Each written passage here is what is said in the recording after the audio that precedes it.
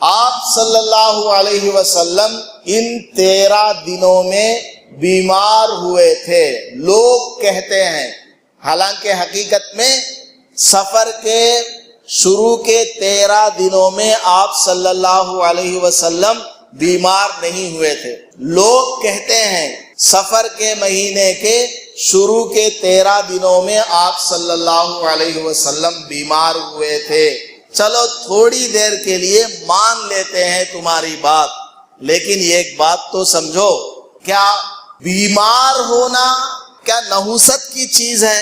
اگر کوئی مسلمان بیمار ہوتا ہے، یہاں تو آقا صلی اللہ علیہ وسلم ہے، سید الانبیاء ہیں، تمام نبیوں کے سردار ہیں، وہ بیمار ہو رہے ہیں۔ ایک عام مسلمان بھی اگر بیمار ہوتا ہے تو اللہ پاک اس کے گناہوں کو معاف کر دیتا۔ اللہ کے نبی علیہ الصلوۃ والسلام نے کیا ارشاد فرمایا؟ ما یصیب المسلم من وصب ولا نصب ولا ہم ولا حزن ولا اذن ولا غم الا کفر اللہ بہا من خطایا۔ کوئی بھی مسلمان ہو، چاہے پیغمبر ہو، چاہے جاہل ان پڑھ کیوں نہ ہو، ایمان والا ہے، کوئی بھی ایمان والا ہے، مسلمان ہے، اس کو جو بھی مصیبت آتی ہے، جو بھی پریشانی آتی ہے، جو بھی رنج و الم اس کو پہنچتا ہے، جو بھی غم اس کو آتا ہے، حتی الشوکۃ یشاکھا، یہاں تک کہ اگر مسلمان کو، اللہ کا نام لینے والے کو کاٹا بھی اگر چبھ جاتا ہے، کفر اللہ بہا من خطایا، تو اللہ پاک کیا کرتا ہے؟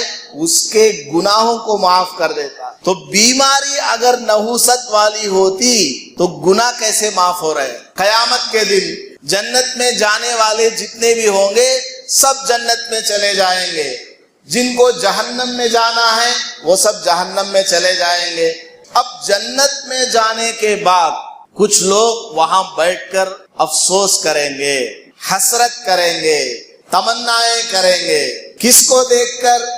وہاں دیکھیں گے کہ دنیا میں جو بندہ بیمار تھا، دنیا میں جو بندہ غریب تھا، دنیا میں جو بندہ کسی مصیبت میں گرفتار تھا، آج وہ بندہ جنت میں ہے، لیکن اس کو جو نعمتیں اللہ تعالیٰ نے جنت میں دی ہوئی ہیں، دنیا میں بیماری کی وجہ سے، مصیبت کی وجہ سے، پریشانی کی وجہ سے، رنج و غم کی وجہ سے جو تکلیف اس بندے کو دنیا میں ہوئی تھی، اس تکلیف کے بدلے میں اللہ تعالیٰ نے جنت میں اس بندے کو جو نعمتیں دی ہوئی ہیں، اس کو جب جنت میں رہنے والے دوسرے لوگ جن کو دنیا میں ایسی کوئی تکلیف نہیں پہنچی تھی، وہ غریب نہیں تھے، وہ بیمار نہیں تھے، ان کے اوپر کوئی ایسی مصیبت آئی ہوئی نہیں تھی، یہ لوگ جب ان لوگوں کی نعمتوں کو دیکھیں گے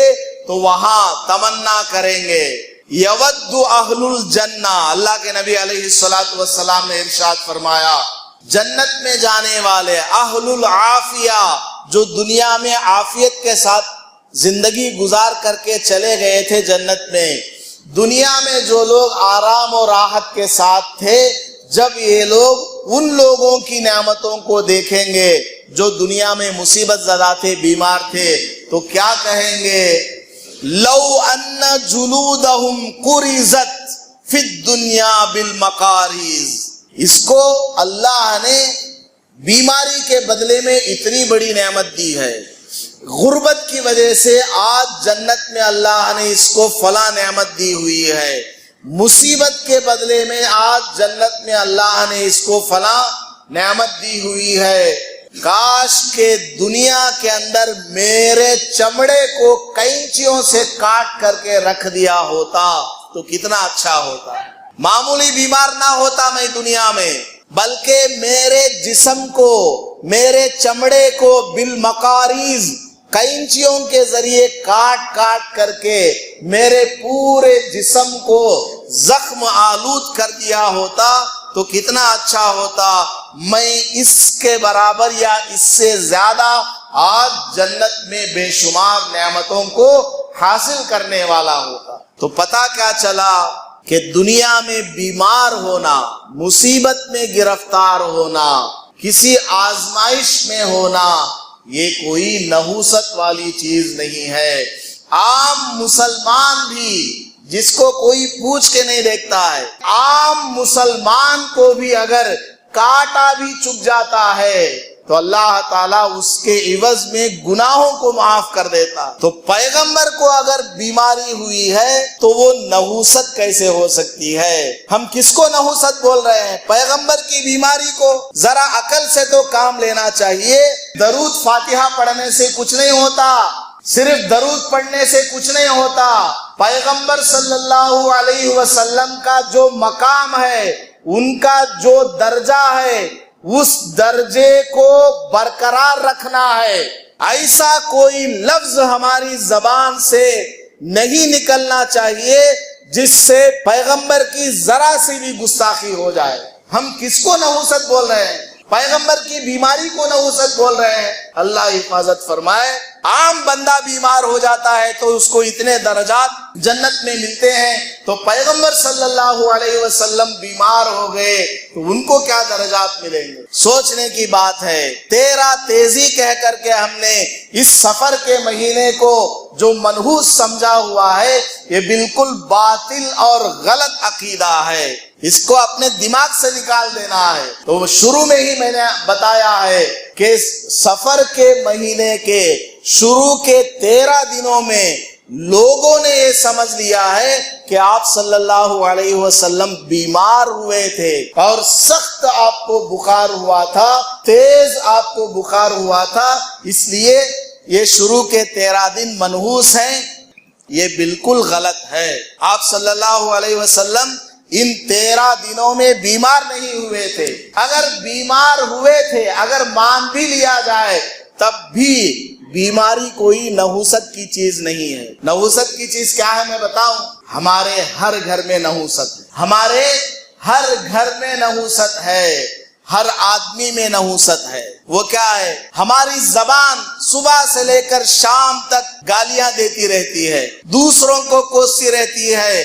ہمارے سامنے سے اگر ایک آدمی گزر کر کے چلا جاتا ہے، پاس والے سے اس آدمی کی غیبت شروع کر دیتے ہیں، چغلی شروع کر دیتے ہیں۔ ہماری زبان میں نحوست ہے۔ ہماری آنکھ دوسرے کی ماں بیٹیوں کو دیکھتی ہے، ہماری آنکھ میں نحوست ہے۔ ہمارا ہاتھ کسی دوسرے پر چل جاتا ہے، ہم مارتے ہیں، پیٹتے ہیں یا کسی کا مال چرا لیتے ہیں، ہمارے ہاتھ نے جو پاپ کیے ہیں اس پاپ کے اندر نحوست ہے۔ اللہ کے نبی علیہ الصلوۃ والسلام نے ارشاد فرمایا، الشوم سوء الخلق، نحوست بد عملی ہے، بد اخلاقی ہے۔ کسی آدمی کا کردار خراب ہو، کسی آدمی کا نیچر خراب ہو، کسی آدمی کی عادت اور اس کے اخلاق خراب ہو تو اس کی عادت کی وجہ سے نحوست آتی ہے، اس کے گناہ کی وجہ سے نحوست آتی ہے۔ گھر میں آج باپ بیٹے کی برائی کر رہا ہے، بیٹا باپ کی برائی کر رہا ہے، شوہر بیوی کی برائی کر رہا ہے، بیوی شوہر کی برائی کر رہی ہے، پڑوسی پڑوسی کی برائی کر رہا ہے۔ ہر آدمی دوسرے کے پیچھے پڑا ہوا ہے، اپنے بارے میں کوئی نہیں سوچتا۔ میں کتنا پکا مسلمان ہوں، میں نماز پڑھ رہا ہوں کہ نہیں پڑھ رہا ہوں؟ نماز نہ پڑھنا یہ سب سے بڑی نحوست والی چیز ہے۔ میں نے آج فجر کی نماز نہیں پڑھی تو آج کا یہ میرا دن نماز نہ پڑھنے کی وجہ سے آج کا یہ میرا دن نحوست والا ہے۔ اس دن میں کوئی نحوست نہیں ہے۔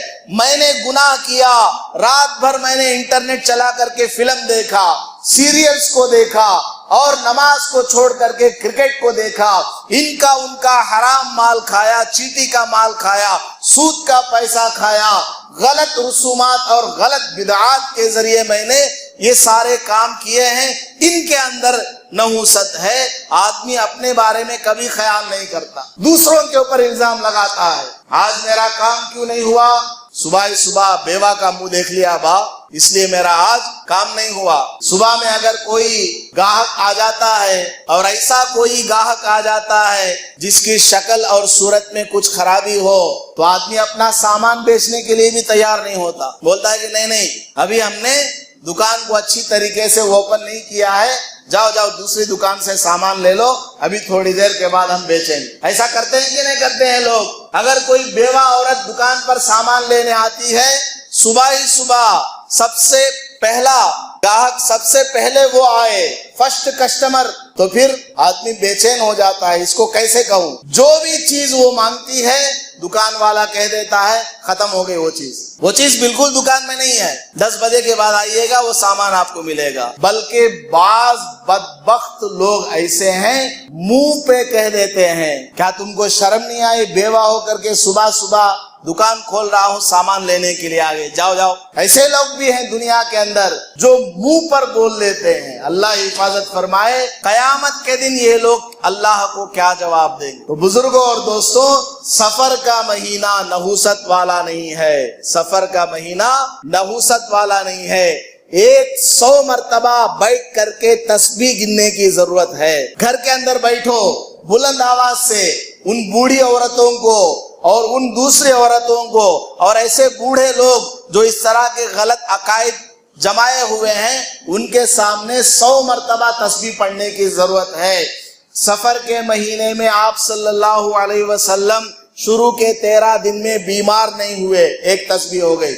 پھر 100 تسبیح کیا ہے؟ سفر کا مہینہ بیماری کا نہیں ہے، نحوست والا نہیں ہے، بیماری نحوست کی چیز نہیں ہے، بلکہ گھروں کے اندر جہاں یہ بدعت ہے بورڈ لگا کر کے رکھنے کی ضرورت ہے کہ سفر کا مہینہ نحوست والا نہیں، بیماری نحوست والی نہیں۔ میں نے جو حدیث پڑھ کر کے سنائی ہے اس میں سے ایک سینٹنس بھی آپ کو یاد ہو، وہ سینٹنس لکھ کر کے رکھنے کی ضرورت ہے تاکہ ہمیں یاد رہے کہ کوئی دن نحوست والا نہیں ہے۔ اللہ پاک مجھے اور آپ کو اور تمام مسلمانوں کو ہر طرح کی بدعات سے، رسومات سے محفوظ فرمائے اور نبی پاک صلی اللہ علیہ وسلم کی مکمل طور پر پیروی کرنے کی توفیق نصیب فرمائے۔ آمین۔ وآخر دعوانا الحمدللہ رب العالمین۔